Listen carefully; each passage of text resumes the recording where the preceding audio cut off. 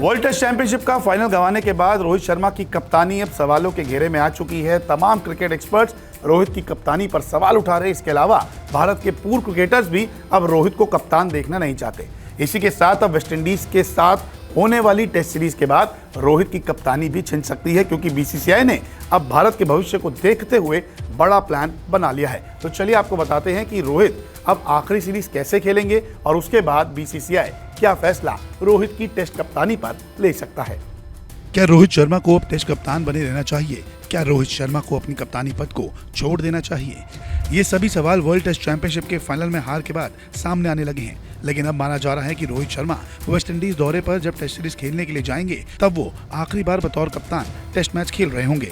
यानी रोहित की आखिरी सीरीज करीब है और उनके फ्यूचर पर फैसला भी होने वाला है। बीसीसीआई के एक अधिकारी ने रोहित के भविष्य को लेकर और कप्तानी से हटाने पर एक बड़ा बयान दिया है। उन्होंने कहा कि ये बेबुनियादी बातें हैं कि रोहित को कप्तानी से हटा दिया जाएगा। हाँ, क्या वो पूरे 2 साल के लिए WTC सर्कल में बरकरार रहेगा? ये एक बड़ा सवाल है, क्योंकि 2025 में तीसरा सर्कल समाप्त होने पर वो लगभग 38 का हो जाएगा। फिलहाल मेरा मानना है कि शिव सुंदर दास और उनके सहयोगी को 2 टेस्ट के बाद और उनकी बल्लेबाजी फॉर्म को देखते हुए फैसला करना होगा। वेस्टइंडीज दौरे के बाद दिसंबर के अंत तक कोई टेस्ट सीरीज नहीं है, जब टीम साउथ अफ्रीका की टूर करेगी। इसलिए चयनकर्ताओं के पास विचार विमर्श करने का निर्णय लेने के लिए पर्याप्त समय होगा। तब तक 5वां चयनकर्ता भी समिति में शामिल हो जाएगा और तब फैसला किया जा सकता है। रोहित शर्मा की टेस्ट कप्तानी के करियर को देखें तो 7 मैच की 11 पारियों में 390 रन बनाए हैं, औसत 35 के ऊपर का, जबकि बल्ले से एक ही सेंचुरी आई। वहीं बतौर कप्तान टेस्ट में उन्होंने 7 मैच में कप्तानी की, 4 मुकाबले जीते, 2 हारे और 1 ड्रॉ रहा।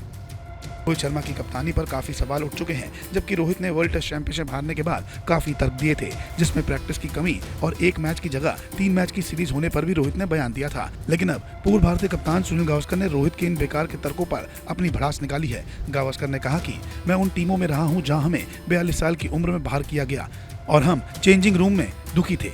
उन्हें विश्लेषण करना होगा कि कैसे वो आउट हुए, उन्होंने अच्छी गेंदबाजी क्यों नहीं की, उन्होंने कैच क्यों नहीं लिया, क्या अंतिम एकादश का चयन सही था।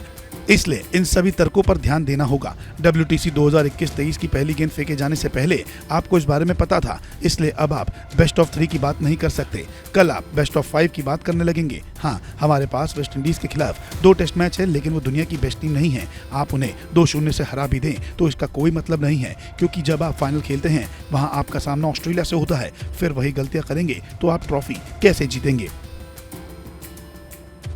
गावस्कर ही नहीं बल्कि कई सारे क्रिकेट एक्सपर्ट्स रोहित की फिटनेस और अप्रोच से दुखी हो चुके हैं। हालांकि विराट कोहली के कप्तानी से इस्तीफा देने के बाद रोहित को टेस्ट टीम की कमांड सौंपी गई थी, लेकिन खुद रोहित इस जिम्मेदारी के लिए तैयार नहीं थे। लेकिन फिर भी बीसीसीआई ने रोहित को टेस्ट का कप्तान बना दिया। बीसीसीआई के एक अधिकारी ने कहा कि उस समय के 2 टॉप अधिकारियों को लोकेश राहुल के साउथ अफ्रीका में कप्तान रूप से प्रभावित करने में विफल रहने के बाद उन्हें ये भूमिका निभाने के लिए राजी करना पड़ा। यानी कि साफ है कि जब रोहित को खुद पता था कि उनका शरीर टेस्ट क्रिकेट में साथ नहीं देगा तो क्यों उन्हें कप्तान बनाया गया। जबरदस्ती कप्तानी सौंपना अब टीम इंडिया को भारी पड़ रहा है। हालांकि रोहित के पास इस साल 2 टेस्ट है और उसके बाद लंबा आराम है। ऐसे में रोहित बंद कमरे में बीसीसीआई के साथ फैसला कर सकते हैं। अब देखना होगा कि बीसीसीआई रोहित शर्मा की टेस्ट कप्तानी पर क्या एक्शन लेता है। क्रिकेट की हर खबर सबसे पहले देते हैं हम, क्रिकेटर्स के इंटरव्यूज, पर्सनल लाइफ और कंट्रोवर्सीज भी मिस नहीं करते। तो इसलिए आप हमारा YouTube चैनल सब्सक्राइब करें और Facebook से जुड़ रहे हैं तो फॉलो करना ना भूलिएगा। क्रिकेट मतलब News 24 स्पोर्ट्स।